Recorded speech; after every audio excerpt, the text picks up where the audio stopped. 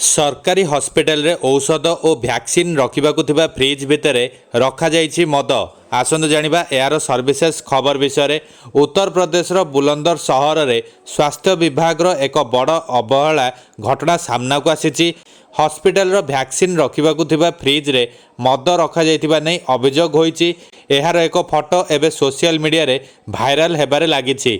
विभागीय अधिकारी एही घटना सामना को आसिबा परे चिंता प्रकट करने सहित जांच आदेश देइछन्ति। सूचनायोग्य स्वास्थ्य विभाग नवजात शिशुंक पई समस्त सरकारी हस्पिटाल रे बीसीजी पोलियो भैक्सीन व्यतीत अन्य रक्षक औषध हेपाटाइटिस बी भैक्सीन को डीप फ्रिज रे रखा निर्देश देइछन्ति।